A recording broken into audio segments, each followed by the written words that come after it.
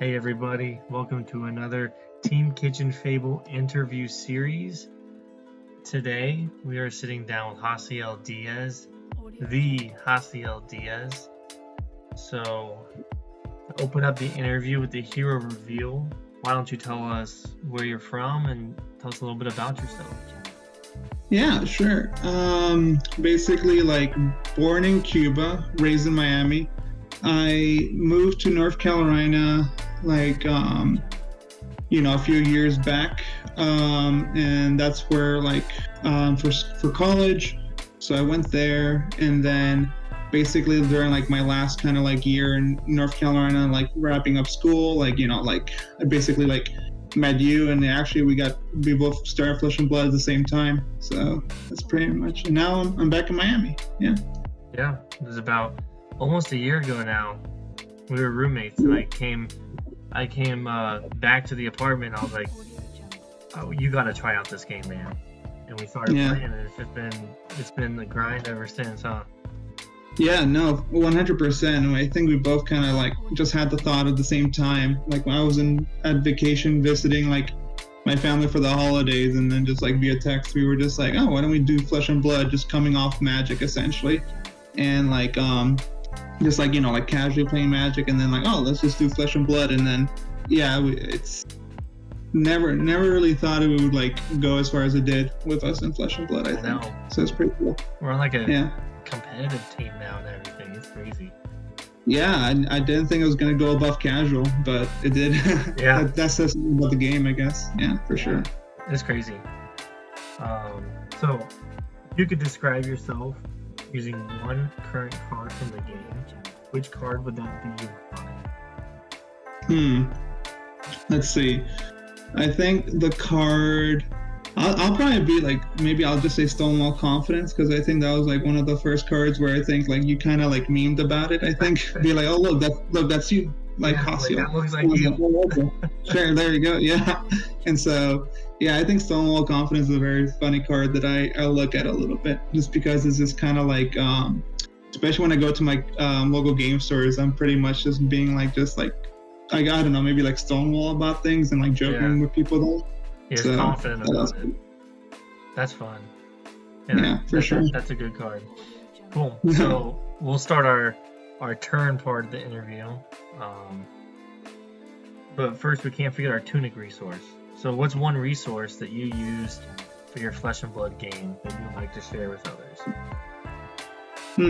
Something, I guess my resource is probably just honestly just looking at videos. I do a lot of videos. I kind of just sometimes feel I'm cramming a lot of things, almost cramming for an exam, and I'm just looking at that you like to watch videos from. Is there a specific channel? I think I'm kind of pretty much, I'll just go ahead and give a shout out to Team Kitchen Fable, my own team for bias. There we go. But also I do like watching Oliver's channel, who he works on OKNY podcast channel, and he does a lot of good videos where you kind of just see these gameplays of the various heroes, and you kind of see helps confirm whether these matchups how they would normally pan out. And Oliver's a good player, so it really shows really good depictions of a match. Great, thanks. Yeah, and if you guys would like to find a link to Oliver's channel, just look in the description below, and we will include a link to his channel for you guys to check out. Thanks, Jasiel. For sure. Now we'll move on to our action phase. So let's hear about some of the action that you like to play in Flesh and Blood. First, what are some of the main decks that you play? What's your main couple decks? Basically, it's been Bravo for ever since I started CC, it's basically been Bravo. I did chain one time for one RTN, and then I realized it wasn't for me. And then I shifted to Bravo, pretty much memed into it a little bit too by you, and I was but I actually really did end up liking the playstyle a lot. And then just been kind of trying to nurture Bravo from there, learning him more and more each day. And I think that's been a blast for sure. Cool. What's been your best tournament appearance so far?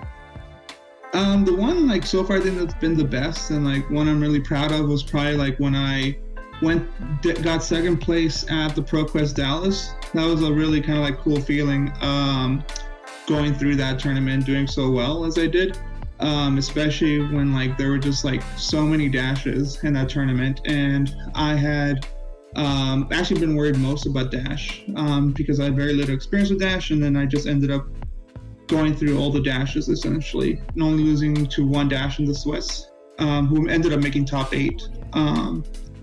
And yeah, then ended up in the top 8, and that was pretty cool. Yeah, that sounds fun. And then, what's been your favorite memory from Flesh and Blood so far?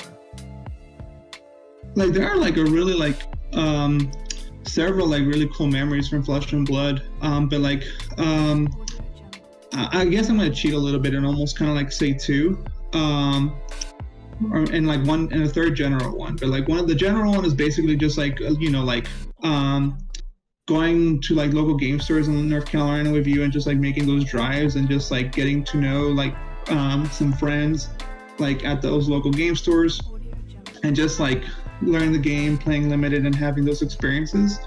The second one was pretty much also like getting a top 4 at RTN. That was a pretty like surreal experience, and that was kind of like I think what like for like 100% pretty much what like gave me that sort of like really good feeling about like doing well in like competitive setting, because this is the first game I've taken competitive series before, so I'm just like, wow, like this is pretty cool like to be doing well in it. And then I think the number 1 spot probably is going to my first armory. I went with a friend, Tom, as you know, and like we went there, and and then like I got second place in my first armory. It wasn't a big armory, so it was just like kind of went by pretty fast, but I thought it was like so cool, like, and it felt pretty good. Like even though I got second place, I ended up winning like a cold full Benji, and I was like, wow, this is like pretty cool feeling right there. And then from there I just kind of kept on wanting to do it because of the price structure at first. Yeah, it's really cool how even by just going to play every week you can get Definitely. back the money that you put into play. It's pretty cool. Yeah, helps you be able definitely. to pay for your decks and everything.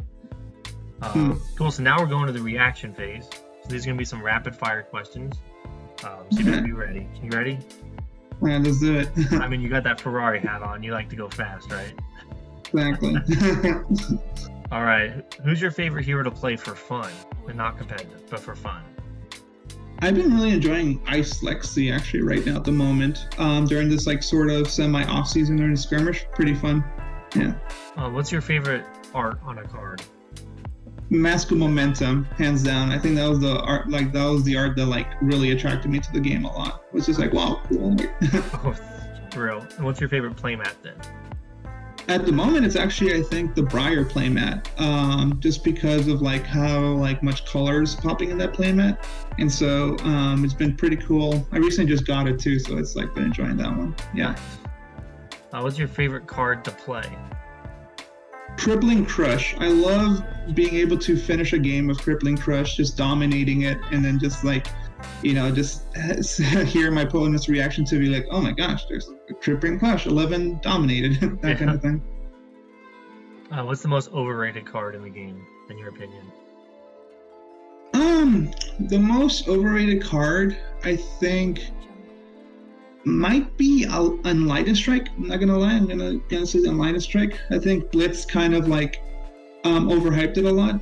It doesn't see much play, I think, than it should. I think if it was as good as it is. Yeah. Hot take there. What's the most underrated card in your opinion? The most underrated card, I think, is probably, that's a tough one. I'm actually gonna have to think about that one a bit.